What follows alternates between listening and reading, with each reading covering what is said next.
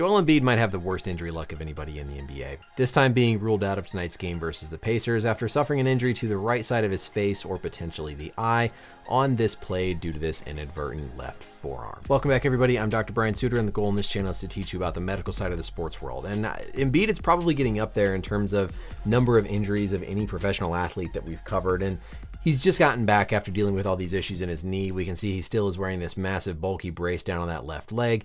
And now he sure enough catches this inadvertent forearm that resulted in him being ruled out for the second half of tonight's game against the Pacers. So let's talk about what happened here, what the potential injuries could be, and put this in the context of what we've seen before with Joel. So number one, I don't think anything dirty about this play. Pacers player is coming down here. Thankfully, it doesn't look like an elbow that strikes Embiid's right side of the face. It looks like it's the forearm. Now, with the anatomy of the forearm on this ulnar side, we call it, is going to be the ulna. That's one of the two bones on the forearm. The radius is going to sit up here more on the side where the thumb is.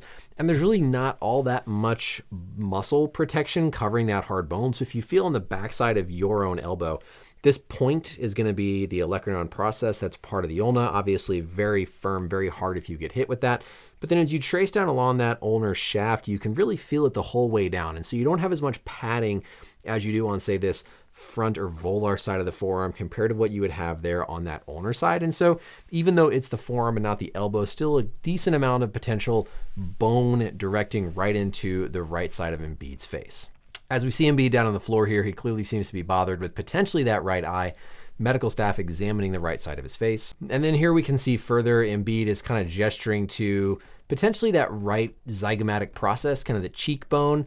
Seems maybe a little bit bothered with the eye as well, but clearly pointing to that right side of the face. So next, let's dive into the anatomy, talk about the potential injuries here, implications for upcoming games for Embiid. But first, I want to give a quick shout out to the sponsor of today's video. Today's video is sponsored by Grüns. Grüns' mission is to make critical nutrition simple and enjoyable, and they accomplish that task perfectly with their daily gummy. Grüns feature a convenient and comprehensive formula packed into 8 gummies per day. Generic multivitamins only contain around 7 to 9 vitamins, while Grüns has 20 plus vitamins and minerals and 60 plus whole food ingredients. The packaging has been updated to a more fun look, but don't worry, it's the same exact fantastic formula that I've come to love. And right now, Grüns is gonna hook you up with a great deal by clicking the link down in the description or scan the QR code to get up to 45% off your Grüns purchase. Frankly, I got so sick and tired of all the different powders and supplements out there that you had to lug around and fumble with. It just made a big mess and were more confusing than anything. With Grüns, I love the convenience of these little single serving pouches, and I can rest assured knowing I'm getting a really optimal formula. Not too much of the vitamins you don't want to have too much of, and just the right amount of the critical ones. No artificial colors or flavor, and they're available in low sugar or sugar-free.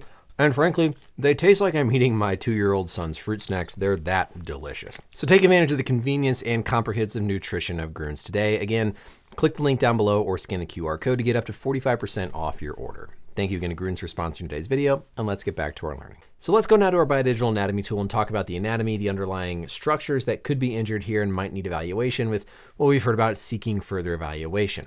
Number one, that cheekbone, that process that Embiid seemed to be potentially feeling at here on the front of the face is going to be the confluence of a couple of different bones. We're going to have the zygomatic bone right here highlighted, and then we're going to have the maxilla, which is the upper part of the jaw. Coming back around, then you're going to have this bone, which is going to be the temporal bone, and this little junction that forms right out here. And then you're also going to have a little contribution underneath from the sphenoid bone. So all of these come together and are going to form that zygomatic process. And part of it is there to prevent the eye from being injured in a situation just like this. Because if you don't have this bony protuberance or bony prominence out of the side of the face, your eye is going to be exposed to injury. And it's obviously a much more concerning thing for your long-term well-being if you have a big trauma to the eye that prevents you from seeing, as opposed to just something like a bone fracture. So the hope here is that this is something as simple as just a little bone contusion if we're dealing with a bone injury, but that process, that zygomatic process right there, zygomatic arch back here, are going to be the areas that are going to take that blow. Now, we know Embiid has a history of something called Bell's palsy. Bell's palsy affected his opposite side, the left side, from where he got hit here, and I don't think any reason to suspect that, but you've got to remember, when Embiid has had all this history of face injuries, orbital fractures, Bell's palsy, he's going to be more sensitive, understandably, to trauma to his face. And I think that could be playing a factor here. The nerve that I've shown here is going to be the facial nerve. The facial nerve is cranial nerve 7, and it's one of our main cranial nerves that controls all of the muscles of facial expression. When you have some sort of trauma or sort of like infection that can cause it, you get dysfunction with that 7th cranial nerve, causes the drooping of the face like we saw Embiid have last year. That's a Bell's palsy. You can have traumatic injury to that facial nerve. You can get like a nerve contusion, a nerve bruise, a nerve stretch injury. That can happen in the setting of trauma. You can see that nerve being highlighted here as it wraps around from the backside of the skull. So yes, potentially, if you have trauma where Embiid was hit, it's probably going to selectively hit one of the branches of the facial nerve as opposed to the entire thing. With Bell's palsy, you're usually seeing more effect out of all these branches. But where Embiid was hit, I would suspect if any sort of nerve injury, just going to be one of the actual branches that maybe would affect the blinking or the muscles around the eye. Now, moving on. Of course, Embiid, we know, has a history of an orbital fracture. An orbital fracture is a break in the bones that make up the eye socket. And the bones around the eye socket all come together. It's not one specific bone.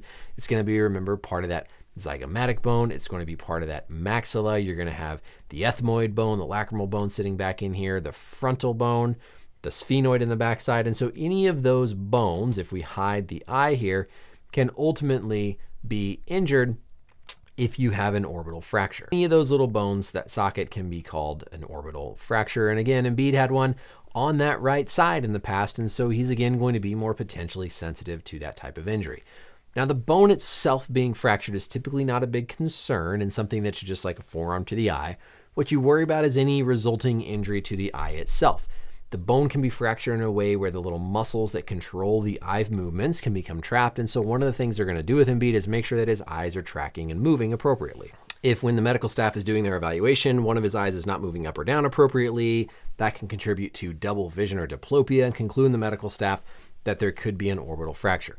Most of the time it's just swelling as opposed to like damage to the muscle itself. And so you wait for the swelling to go down before necessarily having to aggressively intervene.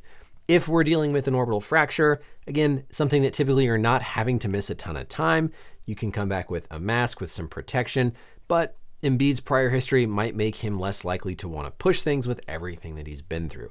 And finally, we've got to think about possible injuries to the eye itself. Yes, we have this bony prominence of the orbital socket to try and protect the eye, but any sort of skin brazing across the front of the eye can cause something like a corneal abrasion where you get actual tearing in that outer epithelial cell layer of the cornea. Can be very painful, can affect your vision. A very reasonable thing to have to miss the rest of the game for. Probably not too much subsequent playing time, but something like a corneal abrasion is also part of what could be evaluated. So overall, I don't anticipate this being a big major absence for Embiid, but with every subsequent type of injury he's had, of course, that's going to add to the frustration.